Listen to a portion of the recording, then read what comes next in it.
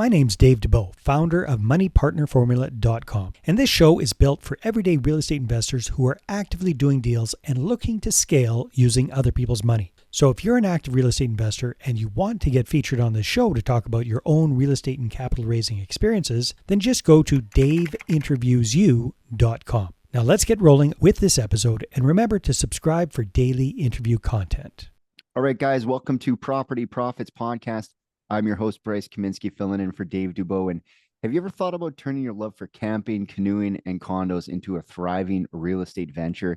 Today, my guest, Colin Ballantyne, has an intriguing story from the picturesque Collingwood and Wasaga Beach area that challenges conventional rental assumptions. Colin, welcome to the show. Excited to explore your unconventional journey. Oh, thanks. It's great to be here. Yeah, so let's jump in on that. How did you end up working in the Collingwood Wasaga Beach area?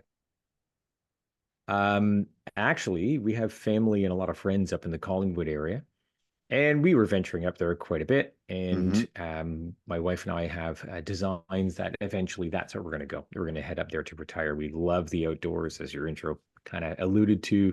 Canoeing outdoors, camping in the wilderness is kind of a big part of our lives. And we were up there and taking a look at things, and as we do as a couple, start going through and taking a look at properties and taking a look at the prices. And this is way back about 10 years or so. We were looking and saying, wait a second, there's some pretty attractive prices up here on properties.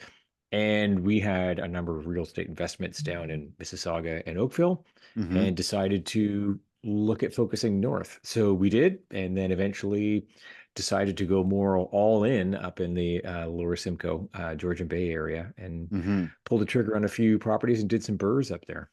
Nice. So did you find it challenging to work a little bit off the beaten path? Actually, no. Yeah, it's an hour and a half away from where we live. We did a bit of a quirky thing where we have two travel trailers, actually. And for all of our projects that we've been working on, we install a 30 amp circuit on the house, take a trailer up, and connect it to the home. So when we've been working on properties, we have a place to eat, sleep, clean, work, do everything we want. We have a portable home with us to be there. So I would act a lot of times as, I could be on hand for a general contractor. So I would be able to work with all the trades that are coming in, and we have a place to stay, and manage everything through that. And actually, we've even done it for like maybe tenant turnovers where maybe we haven't hired somebody out. Maybe we go do it ourselves. We can take the trailer up, plug it in, and being able to manage all that way. Yeah, so you have like a mobile office. Bit of a different twist. Yeah, I mean, there is, especially in that part of the country, you do have to drive pretty much everywhere to do anything. But to kind of simplify that is an interesting framework, just bring your office. Not everyone has that opportunity. Maybe they don't own that mobile office, the trailer or whatever. But yeah, interesting. So you guys do a lot of the work on the properties yourselves, or how does that work? It's a mix. So depending on what it is, I mean, I am a bit of a Renaissance man. I do like working with my hands. I like doing a lot of things, but I also have to admit, okay, where's the best and most efficient use of your time? There are things where really you probably shouldn't be doing it yourselves. So when we're into the bigger projects, yeah, I would be working with the trades, doing my mortgage business first. And then if an evening came in there and I was up, then yeah, I would jump in and do some work. Maybe we're doing some painting, we're doing the final prep work and things. But the real benefit is being on there when the different contractors are coming in and having a better relationship with them. Now, I've got so many great people that I work with. If something comes up, I can call my electrician, I can call the plumber, I can call my contractors. If anything goes wrong, they're there to be able to parachute in and get things done. So establishing those relationships by being on site is a lot more beneficial than being just a remote worker that you're only sort of dialing it in. Now, again, smaller scale in terms of what I'm doing, so it was certainly more achievable in regards to managing a duplex conversion. If this was getting into a 12-plex or something like this, I don't think this would be a solution that would apply at all in that kind of a scenario. But in a smaller scale, yeah, it actually has been working quite well. So do you find it beneficial or a disadvantage to be a mortgage broker and a real estate investor? Do they cross lines in a positive way? Yeah, I would say they do. I think probably the worst thing about it is the temptation of the deals that do run across your desk. So Mm, you'll see things that'll come through and you're running numbers and you're like, oh man, I wish I had discovered this one. But I think one of the things I really like is I'm actually just completing a file right now with an investor who lives up in Northern Ontario, and he's on his fifth property, and hmm he's going through and doing it. But I understand where he's at. I understand those specific requirements for the lending side and the hmm investor side. So it's a nice bridge that comes in that I can help investors that when they are in that scaling up to assemble their documents. Certainly, the review and documentation side is a lot heavier. hmm What they're looking at from their financing, how can they structure some of their debt? How can they roll certain credit lines or equipment needs or whatever they may have in to try and balance out their portfolio? So I do get to leverage a lot of my own experience within it. hmm But like I said, it's actually my wife and I have a hobby that we're looking at places, and then the first thing we do is start running numbers on things. hmm And yeah, there are times when it's like, "Ooh, I wish I could pull the trigger on this," or other times that your eyes are wide when you see how somebody's bought something. You're like, I have no idea how they made the numbers work. They must have shoved a lot of capital in, which hmm to some people, hey, that works. But we always look at the minimum down and see what the returns are. Yeah, there's a bunch of different ways to finance things, but ultimately, it's to each their own, right? If it makes sense for someone, and we don't always understand how people are financing things. And that's one thing I learned early on in real estate. It's like that's not a fact, and not everyone's financing things the same way you are. And we'll never understand, maybe it's a tax deferral, like maybe it doesn't make any money. Like there Exactly. could be a million reasons why people are doing things, but if there's value, someone sees it, then they're going to move on it. So it must give you some, because if you see these deals come across the table, you're like, okay, it must give you some positivity to be like, oh, these do exist. This person found one right here. I'm right. I'm doing the underwriting for this deal right now. So do you ever have that happen where you're like, this is okay, I'm motivated again now that I saw this last deal come across my desk? Oh, 100%. I had two deals this week. One, I'm just in the initial discussions with a woman who's there. They're up in Owen Sound, looking at the numbers for what she's doing, and I'm like, this is a sweetheart of a deal. It is a Burr project she's looking at, but the Mm-hmm. numbers work. Like it's actually a good position. And then, as I mentioned, this other one in Northern Ontario. It's funny, people don't consider when I'm talking Northern Ontario, I'm talking north of Thunder Bay. I'm talking like, Mm-hmm. way Northern Ontario. And not a lot of people look at it. And I probably wouldn't look at it myself. And this is a friend of mine from university way back, and he's running this great rental business and picking up. He got an off-market deal that he's going to be able to turn this around into a profitable investment within a month. So it's pretty amazing. Then you see these deals come through, and you can get very excited for these people when you're working with them. It's hard not to get excited when you find a really good deal and you can see Mm-hmm. somebody succeeding out of it. So do you I guess people probably ask you this all the time is how did you get started? What was your first venture into real estate, to kind of give people a background where you got started?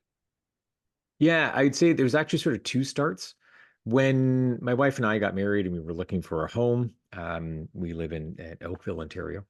And the area that we were in, we ended up looking at a new development, and the new development had the option to build a coach house. So Mm, we have a laneway house or coach house, and at the time it was 25K to build this 450 square foot apartment above our garage.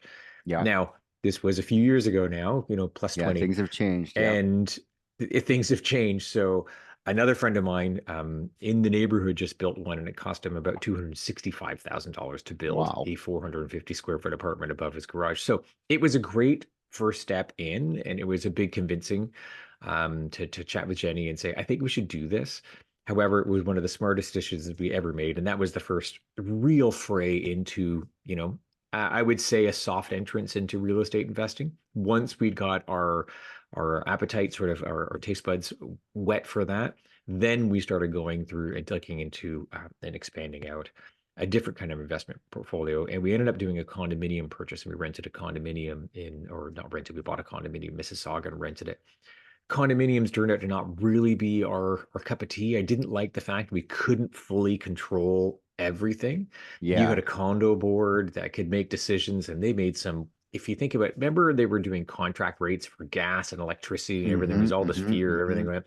Yeah, lo and behold, the condominium board signed on these things, and we were beholden to them. Yeah. So we decided to get out of that, and then started getting into the single family homes. And in particular, at that point, it was we really wanted to get into duplexes, and then started going from there and building out the portfolio. Nice. And then So it jumped down into burrs, the raised bungalow. I mean, it's nothing more exciting to me than a raised bungalow if you're going to do a duplex conversion, because the basement doesn't feel like a basement. yeah, if you've got the clearances, especially, if it's built 1940s, 1950s, 1960s and beyond, you usually have the Hmm. clearances in the side door enough to have it really be a separate unit. Do Yeah, exactly. you still holding on to that laneway property? Yep, still got the laneway property, and it's been great. Mm-hmm. And we started off with students, and then that it's actually shifted. The tenant has shifted it to into young professionals and divorcees that are Mm-hmm. looking for a small spot to Is reestablish it like a themselves. So the studio? clientele has, yeah, it's a studio. It's like a bachelor studio with a full bathroom, full hot water heater in it. So it's not a tiny compromised, but it is a Mm-hmm. bachelor. But the Yeah. fact that it's detached from the house and above a garage means no shared walls. You have total privacy within it. Yeah. You can be, watching a movie up there and crank the tunes up, and you don't disturb anybody. Mm-hmm. And that's a pretty sweet setup. I mean, I Yeah, certainly wish I those, would have had a place like that to rent when I was younger. of course. Yeah, those seem to be, especially with like the federal government looking for density, they are pushing that sort of density now. They're allowing a lot more of this stuff to occur, but like you said, it doesn't always make sense on paper. It doesn't make sense to actually Mhm. build these things a lot of times. Did it make sense when you guys did it, or was it still kind of like where we're sinking some money into this thing? At the time, not earning a lot of money, we were like, okay, this is going to push our budget a little bit. That being said, we sat down and you're crunching some numbers, looking at it, going, this would work." Over And time, lo and yeah. behold, I mean, yeah, over time, if somebody's paying half your mortgage every month for 20 years, that is pretty incredible return on investment, right? So, Mm-hmm. um, the interesting thing now is going to be the federal government coming out with their Victory or Strawberry Home program again, reviving the World War II scenario and saying, okay, here's all these preformatted homes and approved houses and low-rise apartments and potentially ADUs and garden suites. So Mm-hmm. if that comes through and they are building them, or the ability to build them as quick as they were previously, that would be an incredible impact, because they were building those homes in as little as 36 hours because they We were have also we have pre-formatted and piles and pre-designed. piles of them, piles of the strawberry box houses, and they're great houses. It's just, Hmm. in hindsight, when we go to like buy those and flip those here in the year 2023, really wish they would have put some basements on those because they're just on grade. And they're beautiful houses. You just wish you could go downstairs, and some of them have been raised and they put a foundation under it. It's a beautiful house. So if they do run, if they do get really excited about it and allow us to do that, hopefully the developers have a little bit more foresight and say, hey, let's put some sort of fun foundation. But that is the most expensive part, is really digging that thing out and putting that thing Yeah, on to 100%. something. But I love that Yeah. thing. They could even just they could run the exact same floor plan and people would buy those because they still sell so well against most houses. The 1.5 story strawberry box where they bring on the rail line and bolt it together and you're done. There you go. There's your house. So um, Yeah. I would love to see that revival happen as well. So with all the things that you're doing, we talked before the show. I said, "Are you raising capital?" And you actually mentioned to me that you're now pivoting and looking at the opportunities to lend capital. Tell me how that came about. Really, it's a management of time. We have a teenage daughter in the house, and family time and running a business and running rentals. We were in the debate of, okay, there's a lot of multiplexes out there, being able to pool in with that. That being said, I'm not opposed to potentially leading into doing a multiplex and doing some raising that way. But Mm-hmm. it's certainly the multifamily, which I think has been a general trend for everybody recently because let's face it, the Burr single family and even duplex have been hard numbers to run in this interest environment. So there has been Yeah. a big shift in the market for people into that. And from a time efficiency and management perspective, being able to be a little bit more hands off is certainly something that we've considered as a potential option to go through. And that might include with us doing private mortgages out. Mm-hmm. Yeah, it's interesting because maybe you can give us your take on it as a mortgage, um, as a mortgage agent, mortgage broker. There, is it really that bad when you bring the numbers up for a single family? Like I always look at it and I say, you're getting this property for maybe 20 or 30% less than you would have had it maybe 2 years ago.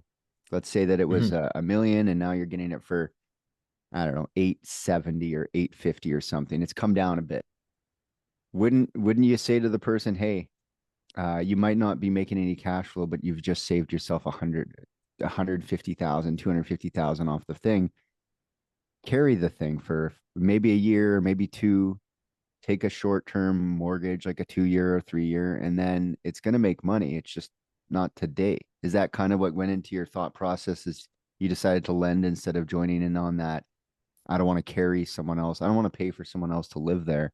That seems to be the stigma is people don't want to pay for someone else to live in a property um, that they're renting out. Yeah, that's an interesting question. I don't know if it was the wanting to take the loss or hit that was sort of twinging me to say, hey, let's not do this. It was more so our time management side of things. Mm, But certainly from a client's perspective, with clients I have spoken with, you are right. I mean, okay, we're in a higher interest rate environment, but housing prices have come down. If you find, and I would say you find a golden nugget right now that is turning cash, if you find it today, that is a gemstone. Like run for that one because as interest rates go down, it's going to turn into a cash cow. mm-hmm. Now, they're not as prevalent. In the heyday at one point when houses were cheaper, you were finding them left, right, and center. And then when the market started going nuts, and people were overbidding and everything, that was completely different. Again, going back to our early part in the conversation, I don't know how some people were making the numbers work. You don't really know when you're Yeah. blind and outside those transactions. Some people may be doing it as a tax cut, or write off, or saying, "Hey, I'm going to play this in a longer play." But yeah, there's certainly I am giving advice to people when they are looking and saying, this is the opportunity to go through and do it. In particular, first-time home buyers. It's Mm-hmm. it's the whole approach of like, look, if you want to get into the market, the approach to getting into the market has shifted, and you really should be looking for a house with a secondary unit. You really should be Yeah. looking at buying a house with friends or roommates and pooling that cash and house hacking. That Mm-hmm. is absolutely your best foot forward into the market because you're going to take advantage of the housing prices now. You will benefit from an interest rate dropping. You've got your foot in that door and you've got your first taste of real estate investing as well. I mean, it's a perfect combo for people Mm-hmm. that I'm recommending that out to a lot of people that they do. So with your the buy and hold portfolio that you have now, are you holding on to that thing? Are you going to start selling that? Are you going to start refinancing and lending? What did you guys ultimately decide to do? We've stabilized our portfolio. We haven't had to go through. There's nothing that we've decided that we want to sell. We had when everything was COVID came and everything was in turmoil. Mm-hmm, It was mm-hmm, always in the mm-hmm, back of our mind. If we needed to do anything like that, we could.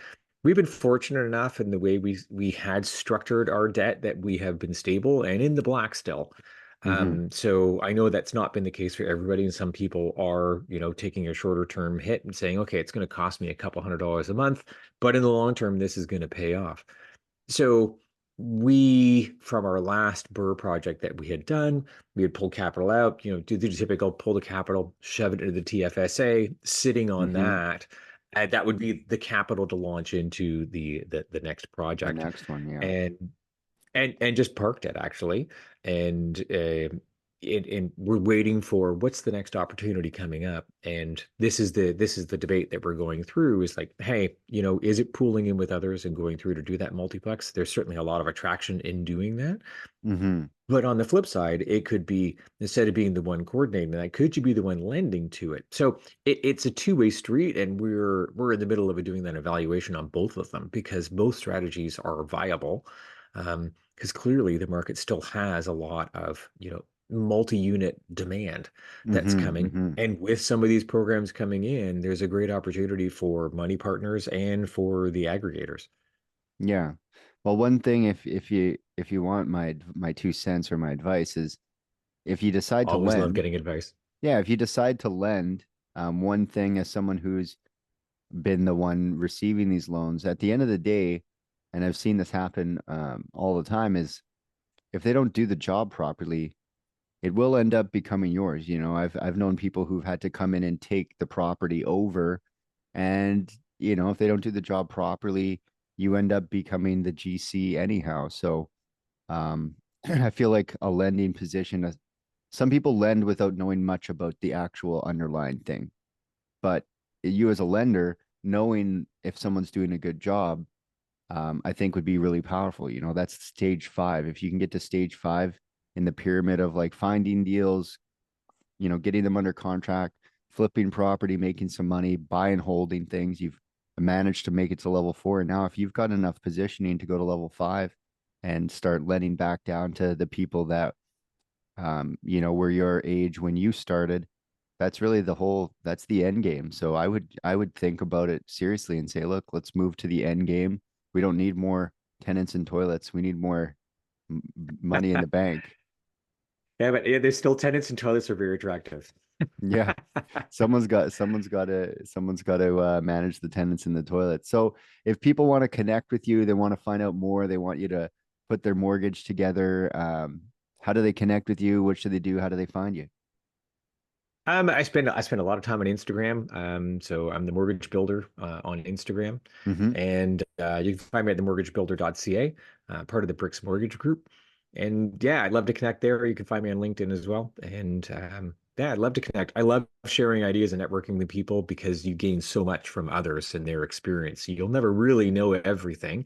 Mm-hmm. And that's where like even the raising capital side of things, it's something I have not done and something I would like to like more about. Yeah, definitely. Well, I really appreciate your time, and I hope people really got a lot out of the fact that, hey, you can invest outside of your main market, and a trailer doesn't hurt. Drag it out there and set up camp and get it done.